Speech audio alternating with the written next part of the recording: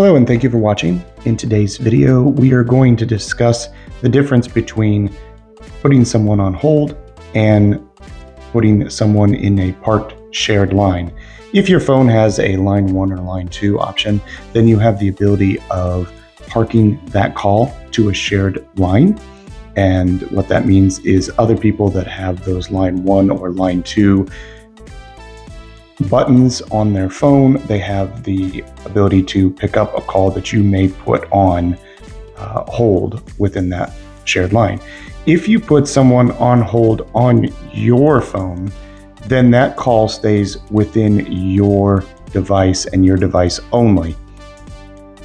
It cannot be picked up by someone else on another phone. So if I am in a call, I'm going to dial this phone. You can hear. Thank you for calling. Press 1 if you're interested in leasing. So that is just a greeting. And I'm going to put line 1. And now you can see that line 1 is currently being used. If I press line 1, it will bring that call back to me. And at that point in time, I can end the call or whatever I wish to do. So you can see how that BLF, busy lamp field, was illuminated for that line 1. If I hit line 1, there is no call active. So I can't like pick up line 1 and place a call. If you want to place an outbound call, you literally just dial the number. So in this case, I'm going to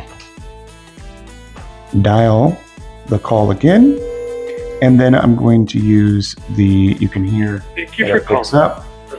Then you can press the pause button here, which will put that call on hold. You can see it's not a shared line that can be transferred or picked up from somebody else. It stays on this phone. You can then hit resume, and then at that point in time, you can hear that call again.